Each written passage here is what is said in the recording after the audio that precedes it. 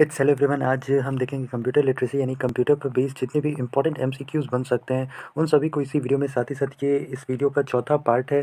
इसके अलावा अगर अब तक आपने इसके प्रीवियस 3 पार्ट्स नहीं देखे हैं तो ऊपर के आई बटन पर आप क्लिक करके इसके बाकी के 3 पार्ट्स भी एसेस कर सकते हैं। साथ ही साथ यहाँ पर जितने भी हम लोग एमसीक्यूज़ डिस्कस करेंगे वो मेनली बेस्ड होंगे एफएसएसएआई, इसके अलावा एनवीएस के एग्ज़ाम, इसके अलावा बैंक एग्ज़ाम से रिलेटेड जितने भी इंपॉर्टेंट कंप्यूटर के क्वेश्चंस बन सकते हैं उन सभी को इसी वीडियो में। तो बिना आपका ज़्यादा समय लिए चलिए शुरू करते हैं। सबसे पहला सवाल है, अभी हाल ही में कौन सी स्कीम शुरू की गई है केंद्र सरकार के द्वारा जिसका मुख्य उद्देश्य था ब्रॉडबैंड की सर्विसेज को अपडेट करना। तो अभी हाल ही में केंद्र सरकार के द्वारा पीएम वानी नाम की एक स्कीम शुरू की गई है। यहाँ पर WANI इसका फुल फॉर्म क्या है? इसका फुल फॉर्म है वाईफाई एक्सेस नेटवर्क इंटरफेस। क्या है? Wifi access network interface. इस योजना का मुख्य उद्देश्य ब्रॉडबैंड इंटरनेट सेवाओं को तेज करने में मदद करेगा। आगे चलते हैं। जो अगला सवाल है, अभी हाल ही में आपने बताना है। आगे चलते हैं। अगला सवाल है कि जो पीएनजी है इसका फुल फॉर्म क्या होता है? कंप्यूटर के अंदर जो हम लोग जो इमेजेस सेव करते हैं उस इमेजेस का जो सेकेंडरी नेम होता है वो पीएनजी के रूप में होता है। इसका बताना है इसका फुल फॉर्म क्या होता है। तो जो पीएनजी है इसका फुल फॉर्म होता है पोर्टेबल नेटवर्क ग्राफिक्स। ये जो पीएनजी है इसके बारे में बात करें तो सबसे पहले तो इसे डेवलप किया गया था 1995 में, यानी 1995 में इसे डेवलप किया गया था। और किसके द्वारा डेवलप किया गया था? इसे डेवलप किया था थॉमस बाउटेल के द्वारा। थॉमस बाउटेल के द्वारा इसे डेवलप किया गया था। इसके साथ ही साथ इसे विकसित करने के पीछे मुख्य वजह था जीआईएफ।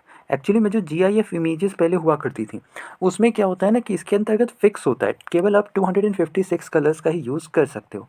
लेकिन जो पीएनजी होता है इसके अंतर्गत आप मोर देन 256 कलर्स का आप इसके अंदर यूज़ कर सकते हो। इसके अलावा पीएनजी का एक और बेनिफिट है। इसका बेनिफिट क्या है कि ये क्या करता है, जो इमेज की साइज़ है उसे तो कंप्रेस कर ही देता है, साथ ही साथ उसकी जो क्वालिटी है उसे भी मतलब ख़राब नहीं करता। अच्छी क्वालिटी इमेजेस होती है और साथ ही साथ क्या करता है, कंप्रेस भी कर देता है इमेज को। इसके साथ ही साथ जो जीआईएफ है इसका फुल फॉर्म क्या होता है? इसका फुल फॉर्म होता है ग्राफिक्स इंटरचेंज फॉर्मेट। इसके अलावा इमेज का ही एक और फॉर्मेट है जिसे हम लोग क्या कहते हैं, जेपीईजी। जेपीईजी इसका फुल फॉर्म क्या होता है? Joint photographic expert group. और एक और होता है जिसे हम लोग कहते हैं बीएमपी। बीएमपी का फुल फॉर्म क्या है? That is bitmap image. आगे चलते हैं। जो अगला सवाल है, फादर ऑफ कंप्यूटर साइंस यानी कंप्यूटर साइंस के जनक के रूप में किसे जाना जाता है?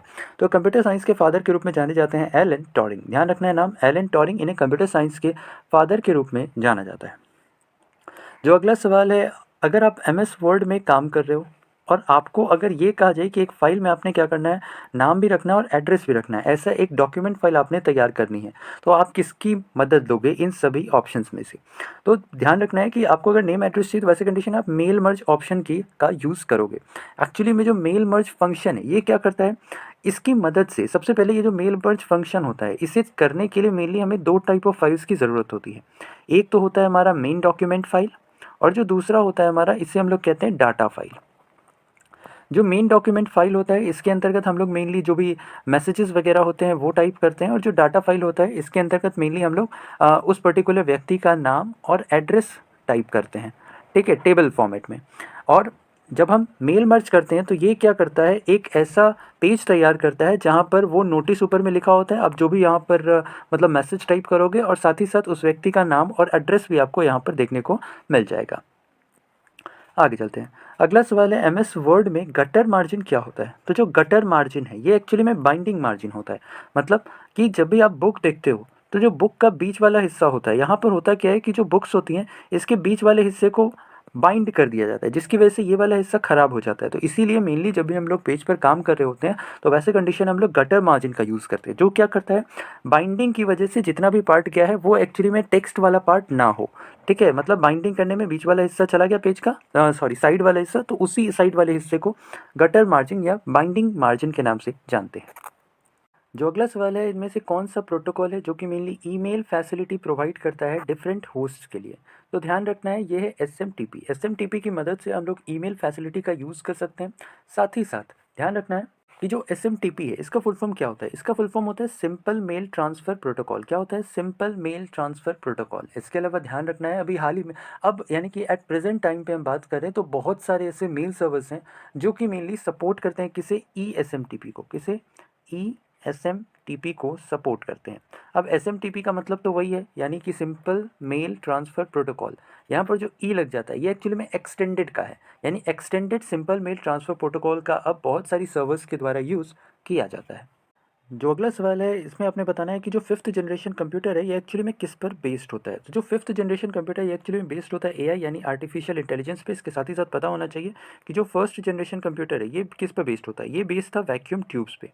इसके साथ ही साथ जो सेकेंड जनरेशन कंप्यूटर जब आया तो ये किस पर बेस्ड था, ये बेस्ड था ट्रांजिस्टर पे। इसके साथ ही साथ जब थर्ड जनरेशन कंप्यूटर आया था तो ये बेस्ड था आईसी यानी इंटीग्रेटेड सर्किट पे। और जो फोर्थ जनरेशन कंप्यूटर जब आया तो ये बेस्ड था VLSIC यानी very large scale integrated circuit, और आईसी यानी इंटीग्रेटेड सर्किट। और जो फिफ्थ जनरेशन आया तो पता चली कि किस पर बेस्ड है, एआई यानी आर्टिफिशियल इंटेलिजेंस पे। आगे चलते हैं। जो अगला सवाल है आपने बताना है माइक्रो प्रोसेसर, ये से एक्चुअली में इंट्रोड्यूस किया गया था कौन से जनरेशन ऑफ कंप्यूटर्स के द्वारा।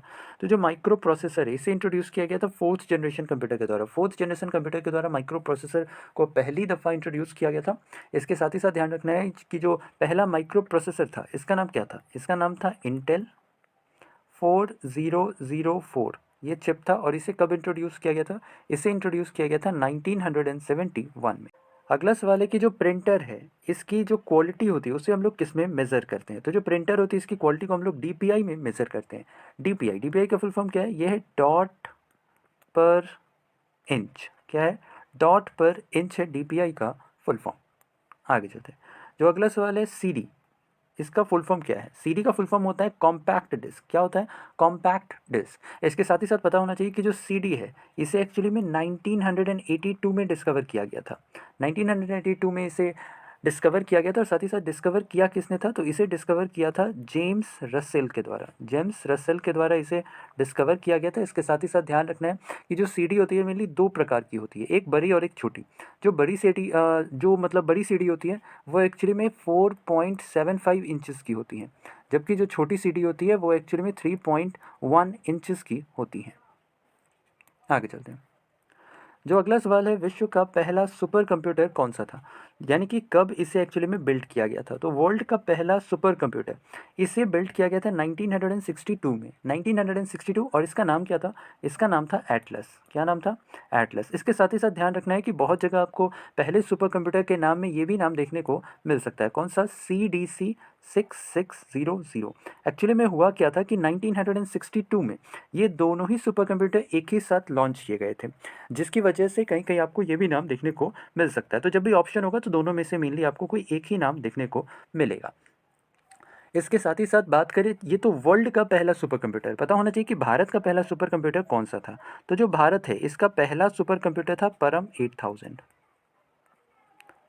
परम 8000 जो था ये भारत का पहला सुपर कंप्यूटर था, जिसे 1991 में बनाया गया था। आगे चलते हैं। जो अगला सवाल है यूएसबी का फुल फॉर्म क्या होता है। यूएसबी यानी कि यूनिवर्सल सीरियल बस। यूएसबी का फुल फॉर्म क्या होता है, यूनिवर्सल सीरियल बस। इसका यूज़ मेनली हम लोग करते हैं किसी भी डाटा को स्टोर करने के लिए, या फिर डाटा के बैकअप के लिए, या फिर फाइल्स के ट्रांसफरिंग के लिए हम लोग मेनली यूएसबी का यूज़ करते हैं।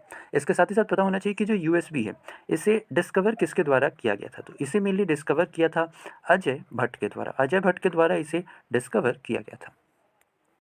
इसके अलावा अगला सवाल है कि जो मेन सिस्टम होता है कंप्यूटर बोर्ड का उसे हम लोग और किस नाम से जानते हैं। यानी कंप्यूटर बोर्ड जो होता है, यानी मेन सिस्टम बोर्ड जो होता है कंप्यूटर का, उसे हम लोग मदर बोर्ड के नाम से जानते हैं। जो मदर बोर्ड होता है इससे एक्चुअली में जो सीपीयू मेमोरी होता है ये भी कनेक्टेड होता है, हार्ड ड्राइव ये भी कनेक्टेड होता है, जो ऑप्टिकल ड्राइव्स का हम लोग यूज़ करते हैं वो भी कनेक्टेड होता है मदर बोर्ड से। इसके साथ ही साथ वीडियो कार्ड हुआ, साउंड कार्ड, ये सारा का सारा मदर बोर्ड से कनेक्टेड होता है। और यही वजह है कि जो मदर बोर्ड है इसे एक्चुअली में हम लोग बैकबोन भी कहते हैं, यानी कंप्यूटर का बैकबोन जो होता है वह क्या कहलाता है, मदर बोर्ड कहलाता है।